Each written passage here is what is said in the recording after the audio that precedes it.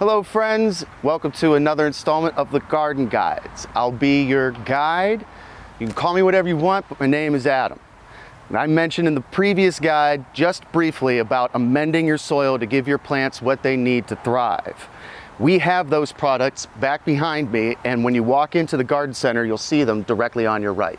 I'd like to take a little time and describe a few of them and when and why you would want to use them. Now, anybody who's worked the soil here in Middle Tennessee probably knows all too well that it's thick, it's tough, it's clay, and that can be not ideal for new plants that are trying to root underground. So we always recommend with anything going in the ground some soil conditioner to amend the native soil you have in your yard. You want to use up to a 50-50 mix of this soil and the native soil that exists already and put that into the hole that you've created for your new plant.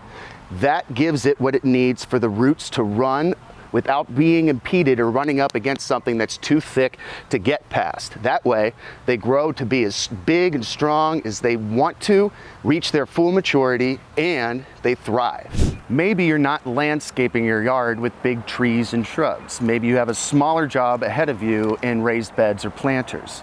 That's where a topsoil blend comes in to play. This is Earth Mix, a locally produced, 100% organic and sustainable company that makes great products. This is their topsoil blend that you can work into existing flowering beds to give it that organic boost for smaller jobs. It can also be used for direct planting into planters, or you can use it as a top dress in the middle of the season on your existing flower beds to give those beds an extra nutrient boost.